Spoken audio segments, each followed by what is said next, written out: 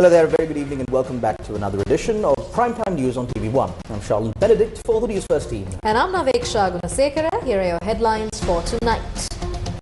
The headlines on Newsfirst. Former Deputy Minister Sirasa Gunawardena sentenced to 16 years for corruption. Easter probe to continue uninterrupted. Court action likely against obstruction, says cabinet spokesman. Threats against investigators as Fort Satyagraha continues for Saleh's release. UNP issues statement in support of Suresh Saleh. Arrest Saleh or Gotabaya. Fulfill promised investigations, says SJB's Marikar. Strong wind warnings issued for multiple areas. Fishermen urged to avoid sea.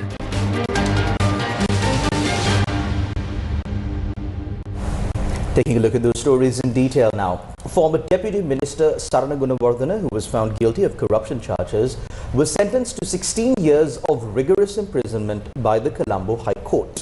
The trial judge, delivering verdicts in 4 separate cases against the accused, imposed a total sentence of 72 years, which is to be served concurrently, resulting in an effective prison term of 16 years. In addition, Sirasa Gunawardena has also been ordered to pay a fine of 1.8 million rupees.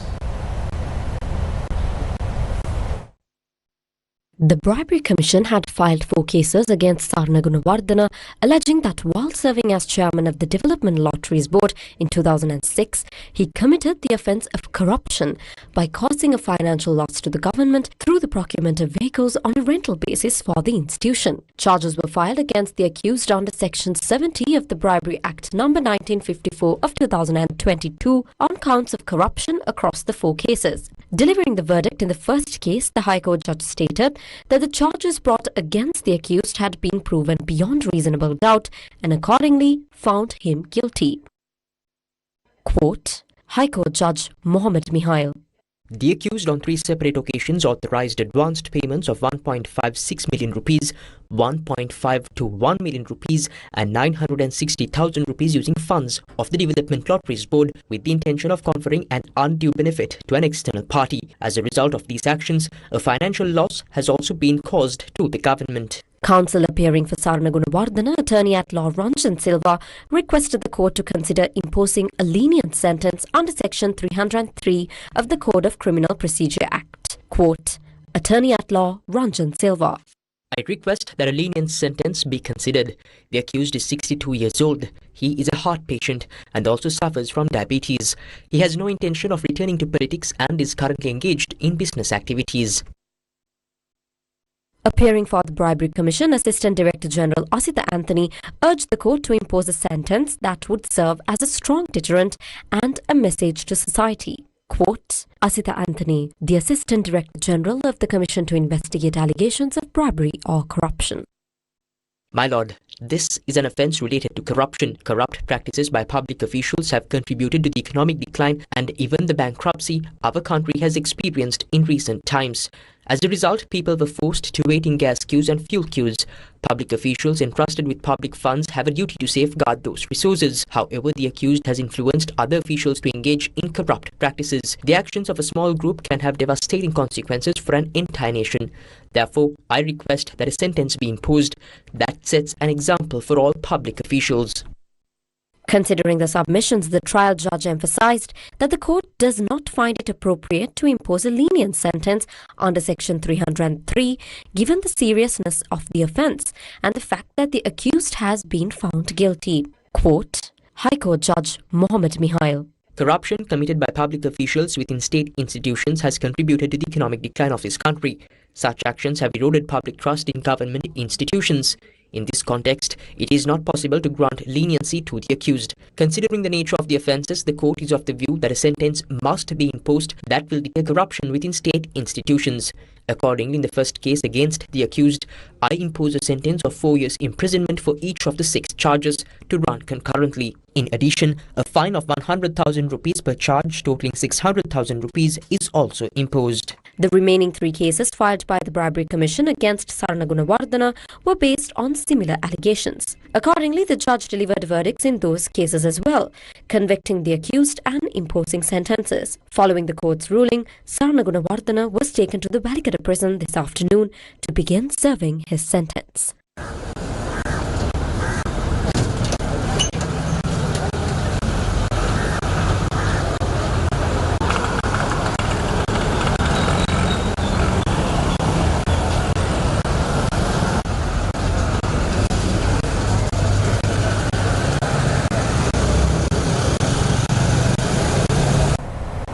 Cabinet spokesperson Minister Dr. Nalinda Jayatissa said that facts will be reported to court regarding those who are threatening officials and obstructing the investigation into the Easter Sunday terror attacks. The minister emphasized that under no circumstances will the investigation into the Easter Sunday attacks be halted. The minister made these remarks while addressing the cabinet media briefing held today. The unrest and noise that was not seen during the more than 90 days since Suresh Saleh was in custody has now suddenly been created following the imposition of foreign travel bans on 3 individuals, including Gotabaya Rajapaksa. It is clear that a certain group is acting with an agenda in this regard. What we have to say is this. Tuan Suresh Saleh served as a government official and has also worked in military intelligence. He understands how investigations are conducted and should have the necessary awareness. When investigations are being carried out into a brutal crime such as the Easter Sunday attacks, the best course of action, if one is not guilty, is to cooperate with the investigation. As a citizen of this country, and especially as a state official and a military officer, one can prove their innocence by supporting the investigation. However, if an individual or a group supporting them attempts to create unrest to disrupt the investigation, it indirectly raises questions about their possible involvement.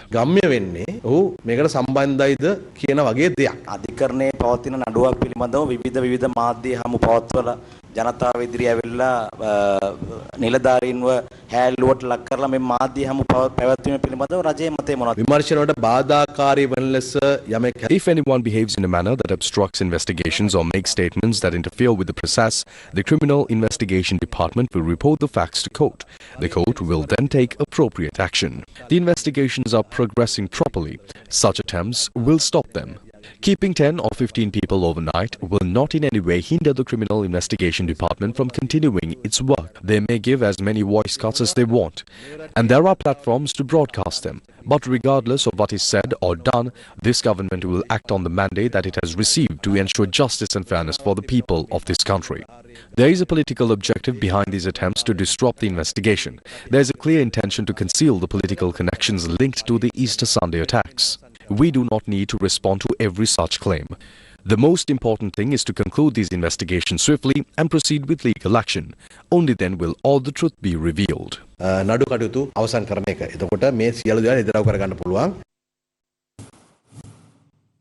group of politicians today issued fresh threats against officials investigating the Easter Sunday terror attacks that killed 278 people and left more than 500 permanently injured. This took place as they repeatedly participated in the ongoing Satyagraha being held in front of the Fort Railway Station. SLPP national organizer Nama Rajapaksa also joined the protest this afternoon.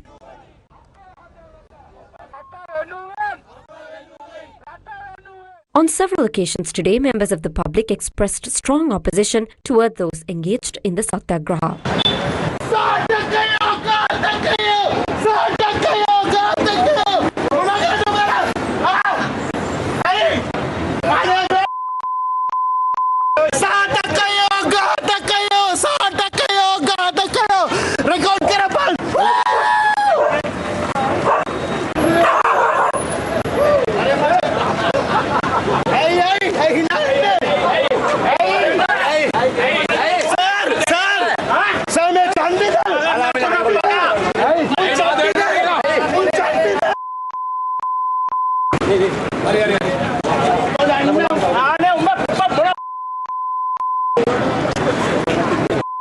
Another incident occurred when a group led by Vimal Veeravansa arrived at the protest site.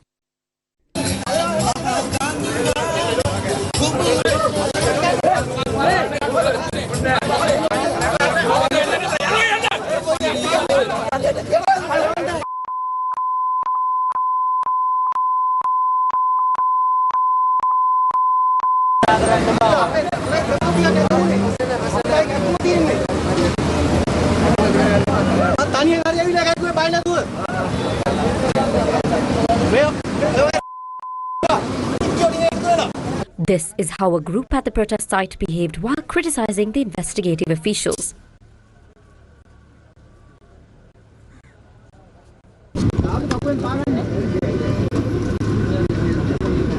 අපි කියන්නේ එකම එක දෙයයි මේ හිටපු රාජ්‍ය බුද්ධ්‍යංශ ප්‍රධානියා ශානි අබේසේකර කියන විශ්‍රාමගිය police නිලධාරියා ඔහු මාලිමාවේ වේදිකාවේ හිටපු කෙනෙක්.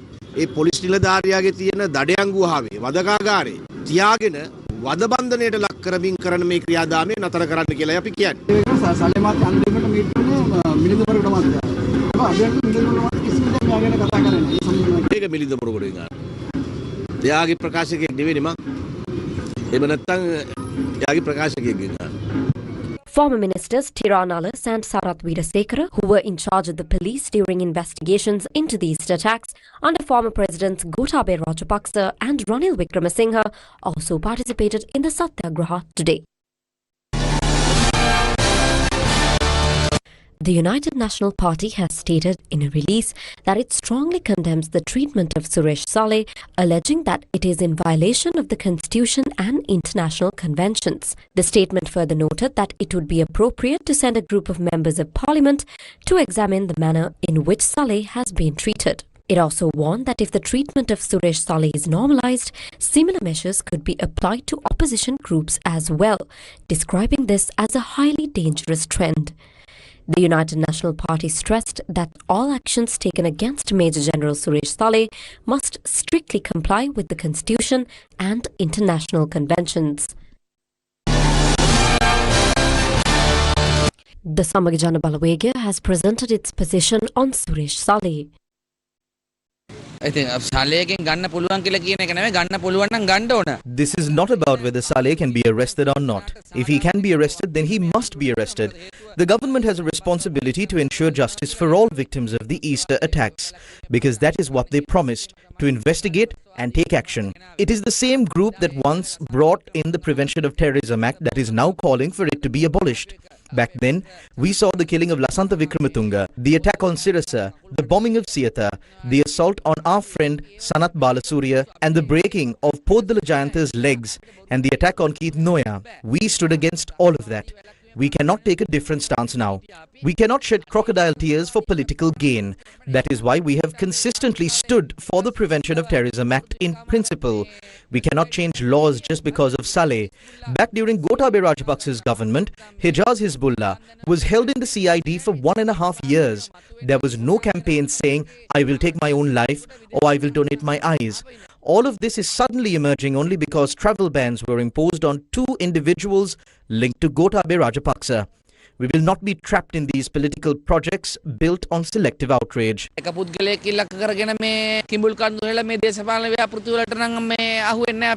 Samaga Jana Balawega MP Mujibur Rahman also commented on the matter through a social media post. The MP stated that it must be investigated why Suresh Saleh attempted to portray attorney-at-law Hijaz Hizbullah as the mastermind behind the Easter attacks by arresting and detaining him under detention orders.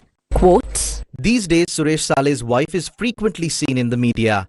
This reminded me of an incident during Gotabaya Rajapaksa's administration. At around 9 p.m. in April 2020, I received a phone call from Hijaz's wife, informing me that CID officers had come to their house. I immediately went there and inquired from the officers what the issue was, and they said they needed to record a statement. At that time, Hijaz's wife was pregnant. After nearly 2 hours, he was arrested. I followed them to the CID, and he was detained under a detention order for a significant period. After he was remanded, I visited him in prison. He explained what he had gone through. Why did Suresh Saleh attempt to falsely label Hijaz as the mastermind behind the Easter attacks? This must be investigated. It is also evident from the testimony he gave before the commission. If he is innocent, he should not be afraid. He must prove his innocence before the law, not resort to extreme actions. End quote.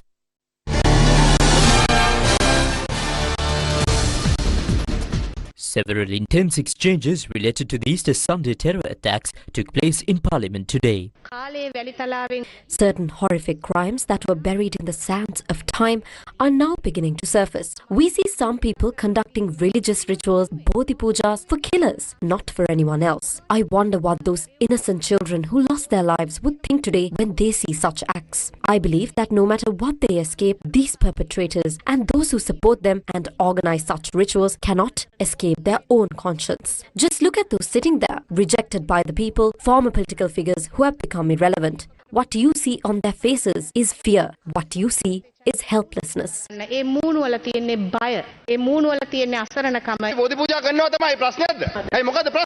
Yes, we conduct Bodhi Pujas. What is the issue with that?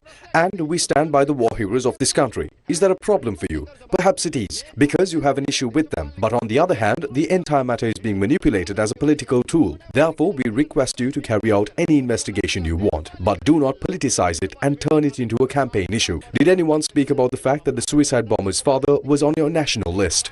Hold 100 Bodhi Pujas if you want, but do not forget that 278 innocent Catholic devotees were killed for your pursuit of power, and more than 500 people are still suffering. Also remember that the leader of the opposition, Sajit Premadasa, attended that event, exposing masterminds, and ended up in political embarrassment. That is why he remains silent today. We are not using the Prevention of Terrorism Act to suppress the people, but when faced with one of the most brutal terrorist attacks in our history, where civilians were targeted, 278 killed and over 500 injured, is it wrong to use the PTA to uncover the truth behind such a crime? I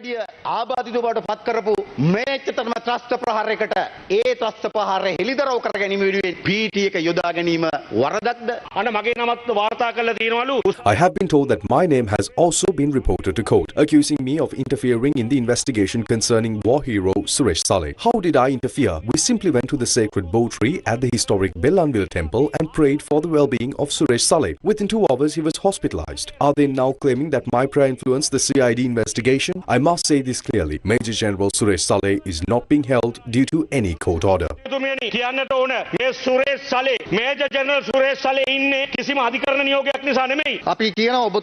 We say that it is perfectly fine for you to go and worship at the bow tree. There is no issue with that. But at the same time, we ask you to remember the Easter victims. Go and speak about the tears of those parents. You must take responsibility for what has happened due to your political ambitions. It was your government that came into power. When you speak here, we know what lies behind Saleh. Remember who was released. Think back carefully. We must stand against this false nationalism. Just because someone wears white cloth does not mean purity. Beneath that cloth, there can be raw and dangerous extremism, and we must expose it. It has now been 7 years since this conversation began. 278 innocent lives were lost. More than 500 people were permanently disabled. For 7 long years, as justice was demanded from them, what unfolded in the political arena was the continuous suppression of that justice. Now, a scientific investigation has reached a decisive turning point. If Sneha Savindi, who was praying to God at Katuapitiya Church on Easter Sunday, were alive today, she would be a 19-year-old young woman. Alongside her, 108 others who had been praying in the same devotion lost their lives. On the 21st of April 2023, Savindi's mother recalled that moment. බලන්න දෙයක් නැහැ කලුවට වැටෙනවා කෑලි ඒ වල ඉස්සරහා මෙහෙම බලනකොට මගේ ඇඟ උඩ මනුස්ස කොටස් ගොඩාක් තිබුණා ඉතින් මෙහා පැත්තේ හැල්ල බලනකොට මාත් එක්ක ගිය අක්කයි අයියයි ඒ තුන්දෙනා ඉස්සරහා බලනකොට මගේ දුව පේන්නවත් හිටියේ නැහැ ඒ කෑලි ගොඩට යට වෙලා මම බඩ පුළුවන් හැටියට මම නැගිට ගත්ත මහත්තයා ඒ බලනකොට යටම හිටියේ මගේ දුව මට බලන්න දෙයක් තිබුණේ නෑ යාව මම මේව කරලා වන්නකොට පෙළ ළඟ ලොකු සිතුරක් තිබුණා ඒක කියන්න තේරෙන්නේ නෑ දැනෙච්ච හැඟීම මට අදටත් අපි ඒවයි ඇස් දෙකෙන් දැකමු අපි පව්කාරයි කියලා හිතනවා ඇත්තටම. Investigating officers recently revealed crucial details to court regarding the brutal killings in Katuapitiya. Quote, My lord, during the previous court date of this case, a witness testified before this court that prior to the Easter Sunday attacks, the third suspect, Suresh Saleh, had shown Catholic churches to 4 Muslim extremists through an informant operated by military intelligence in the Nigambo area. End quote. The suicide bomber in Katuapitiya was Mohammed Hastun. Sarah Jasmine was his wife. 2 separate DNA tests had earlier revealed that she was not dead, and there was evidence that she had fled. However, a third DNA test conducted later had suddenly confirmed that she was dead. The Criminal Investigation Department also informed court on a previous occasion that Suresh Saleh had been involved in obtaining that DNA report. Within this scientific investigation process, these facts are being revealed day by day. Each of these details are being presented to court. As the investigation reaches this decisive phase, the entire nation now watches, waiting for justice to finally be served. එදා අපි වෙනුවෙන් හඬනක් නැති මිනිස්සු අද අපේ මිනිස්සු බල්ල වගේ නැති වෙනකොට මැරෙනකොට කැලි කැලි වෙලා යනකොට හඬනගපු නැති මිනිස්සු අද මහා හයියෙන් කෑ ගහලා මොර ගහලා ලෝකෙටම උනාද කියන්න හදනවා. නමුත් අපිට සාධාරණ ඉෂ්ට කරන්න කවුරුත් නැහැ. අවුරුදු 7යි මාස 2ක් පිරෙනවා මේ අවුරුදු 2026 අවුරුද්දට. මමත් එතන හිටියා. මමත් තුවාල ලැබු මමක්. ඉතින් ඒ ගිය මිනිස්සු වෙනින් හඬ නගන්න බැරි කවුරුත් මේ දැන් හඬ නගලා වැඩක් නැහැ. අවුරුදු 7කට පස්සෙවත් අපිට සාධාරණයක් ඉෂ්ට කරන්නයි කියලා මම ඉල්ලන්නේ. මම මුළු අපේ කටුපිටියේ ප්‍රජාව විතර නෙවෙයි උණු විනාශයෙන් විපතටපත් වුණු හැමදෙනා වෙනුවෙන් මම ඉල්ලන්නේ අපු වෙනුවෙන් සාධාරණයක් ඉෂ්ට කරන්න. මම ඊයේ ටීවී එකේ පවා දැක්කා අපු වෙනුවෙන් හඬ නගන්න බැරි දේශපාලඥයෝ මේ කෙනෙක් අතනොන් ගත්තා තව කෙනෙක්ට මෙහෙම දෙයක් වුණා හිරිහැර වෙනවා මෙහෙම වෙනවයි කියලා අපු වෙනුවෙන් හඬ නගන්න බැරි මිනිස්සු ඇයි දැන් මෙහෙම කරන්නේ? ඇයි එයාලා වෙනුවෙන් විතර කන නකලා ඉස්සරහට එන්නේ? මේ ජීවිත වලට සාධාරණයක් ඉෂ්ට කරන්න. මම වැදලා ඉල්ලනවා අපේ ඒ නැති වෙච්ච ජීවිත වලට සාධාරණයක් ඉෂ්ට කරන්න කියන්නේ. Weather first. The Department of Meteorology has forecast strong winds in several provinces over the next 24 hours. Now, for more details on this and the expected weather conditions, we now cross over to Sandra Ferdinando for the latest. Thank you, Nameksha and Charlene. So let's take a look at your weather forecast for the next 24 hours. We see that showers or thunder showers would occur at times in the western, Sabargamu and the northwestern provinces and in the Gaur, Matra, Nuwara, Kandy districts as well. Strong winds about 40 to 50 kilometers can be expected at times over the western slopes of the central hills, northern and north central provinces and in the Hambantota and Trincomalee districts as well. Fairly strong winds about 30 to 40 kilometers per hour can be expected at times over the other parts of the island. Now, meanwhile, the sea areas off the coast extending from Kankasanture to Kalpitiya via Mena will be very rough at times. The sea areas off the coast extending from Trincomalee to Kankasanture via Mulathif and Kalpitiya to Pothuwil via Colombo, Gaul and Hambantota will be rough at times as well. Therefore, naval and fishing communities are advised not to venture into these sea areas until further notice. News First. Main sponsor. 2 countries, 2 degrees within 4 years. Call ACBT. 2 countries, 2 degrees in engineering within 4 years. Be a professional in robotics, mechatronics, and electrical engineering. The next generation of careers that go beyond borders. Limited number of seats for the June intake. Call ACBT on 0117-699-499 or visit www.acbt.net. Get ready for a night of music, energy and unforgettable vibes as Augusta presents The Monsoon Party at CHNFC 13th June from 7:30 p.m. onwards, featuring an incredible lineup with Daddy, 242, Doctor, The Slipping Chairs, Magic Box Mix-Up and Pop Culture. Call 077-692-8857 or visit themonsoonparty.augusta.lk. The ultimate stage, built to ignite the talents of our nation's children. The open-air stage at Galnava Kattaragama Primary School is now officially open. To dance, to sing, to play music. Children, this stage belongs to you. Gamada. For the people, by the people.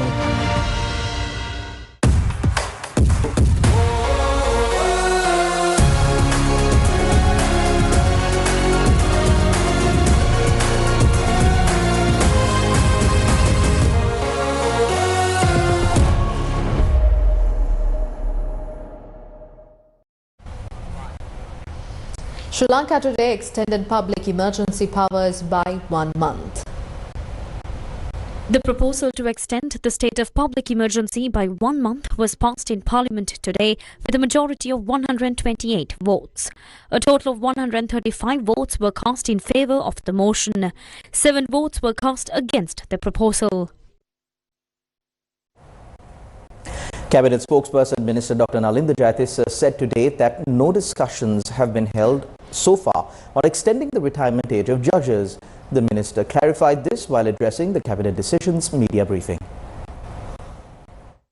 විනිශ්චයකාරරුන්ගේ විශ්‍රාමන වයස දීර්ඝ කිරීම සඳහා වන සාකච්ඡාවක් ආණ්ඩුව තුළ තාම නැහැ. There have been no discussions within the government so far regarding extending the retirement age of judges. However, proposals have been received from various professional groups requesting an increase in the retirement age. There are several reasons behind this. As you know, life expectancy in our country has increased. In addition, during the recent economic crisis and the COVID-19 period, a significant number of professionals left the country. Due to these factors, requests have been made from within professional communities to consider whether it is possible to retain experienced personnel in public service for a longer period. Previously, we made a decision regarding the health sector. We extended the retirement age of specialist doctors, medical officers and dental surgeons from 60 to 62 years. Although other healthcare workers also made similar requests, those were not approved and the judiciary did not grant permission for such extensions. These are similar requests from other professional groups as well. However, I can clearly state that no such decision has been made yet with regard to judges. The Central Bank of Sri Lanka has issued an extraordinary gazette notification revising the rules on the repatriation of export earnings. The Central Bank of Sri Lanka has issued an extraordinary gazette notification introducing the repatriation of export proceeds into Sri Lanka, Rules number 2 of 2026, under the Central Bank of Sri Lanka Act number 16 of 2023. The rules, effective upon parliamentary approval, further amend the 2024 and 2026 regulations on export earnings repatriation. Under the revised provisions, exporters must convert remaining export proceeds into Sri Lankan rupees by the 10th day of the following month after making permitted payments. Permitted payments include export-related current transactions, loan repayments, dividends to non-resident investors, salaries of expatriate employees, travel-related expenses, and investments up to 10% in government foreign currency debt securities. Indirect exporters with foreign currency earnings are also required to convert residual balances into Sri Lankan rupees after authorized payments within the same deadline.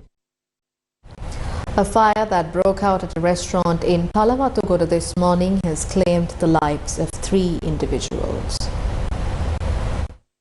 Sri Lanka police stated that the fire is suspected to have been caused by a gas leak. 3 individuals who sustained injuries in the blaze were rushed to hospital, but their lives could not be saved. Those who lost their lives were employees working at the restaurant. They have been identified as residents of Madul Sima, Rakwana and Amilipitia.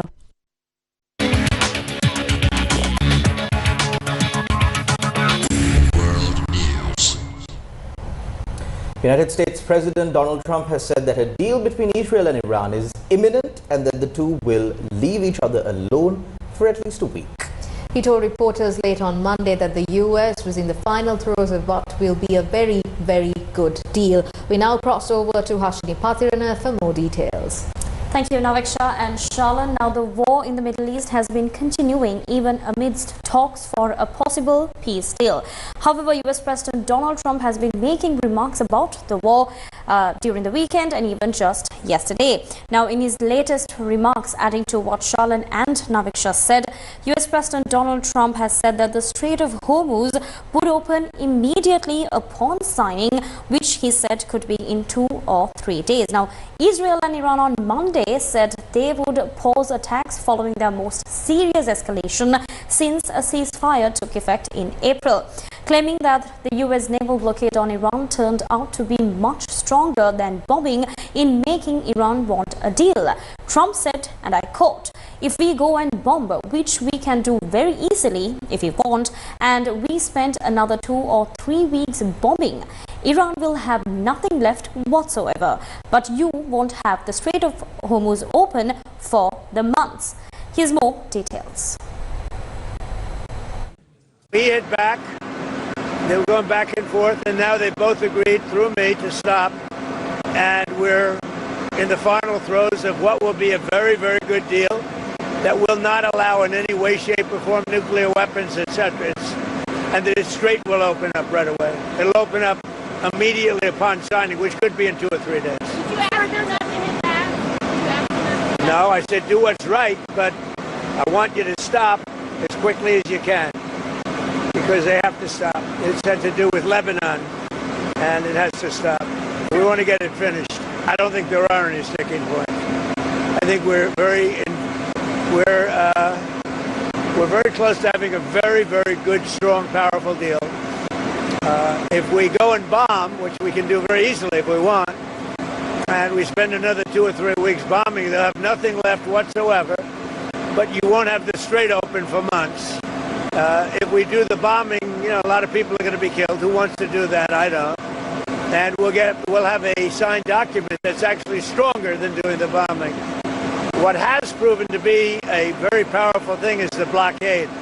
The blockades turned out to be much stronger than bombing. And it was really a combination. It was our initial thrust and then the blockade. But, their economy is really suffering, and they're going to make a deal. Trump, who had reportedly grown increasingly exasperated with Netanyahu, told Axios that he had warned the Israeli Prime Minister about the consequences of continuing the war. Trump said, and I quote, "I said, Bibi, you better be careful or you will be on your own very soon," end quote.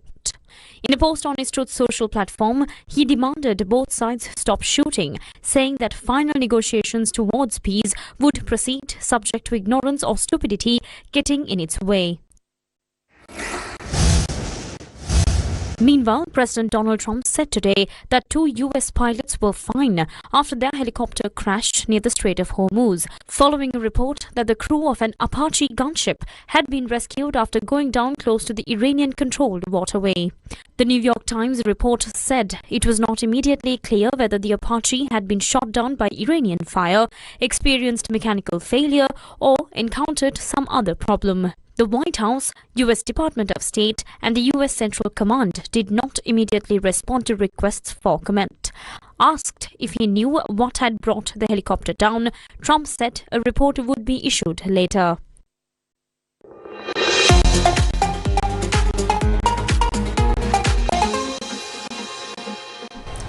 Turning your attention from world news to some sports news. Now, we have some good news coming in for all Sri Lankan cricket fans. After 23 long years, Sri Lanka have secured a one-day international series victory in the West Indies. Now, the Sri Lanka cricket team clinched the ODI series against the West Indies with a 1-0 victory. Let's take a look. The second match of the series, along with the third match scheduled for today, were abandoned due to rain interruptions. Accordingly, with Sri Lanka winning the first ODI by 41 runs, the Sri Lanka cricket team secured the series victory. The first match of the T20 International Series between the two sides is set to begin on the 12th of June in Kingston. Sri Lanka has moved up 4 places in the international football rankings. This follows their impressive 4-1 victory over Bhutan in a friendly match held yesterday. The Sri Lanka national football team now sits at 187th place in the rankings, up from 191st. In the Tri-Series One-Day International Tournament, the India A team defeated the Sri Lanka A team by 8 runs today. Batting first at the Rangiri Dambulu International Cricket Stadium, India A posted 277 for the loss of 6, with Rathuraj Gaikwad scoring a century with 101 runs. In reply, Sri Lanka A were bowled out for 269, with Sahan Arachige top scoring with 74. The Tri-Nation Series also features the Afghanistan A team. And that's a wrap of Primetime News on TV1 for tonight. Thank you for watching. Good night.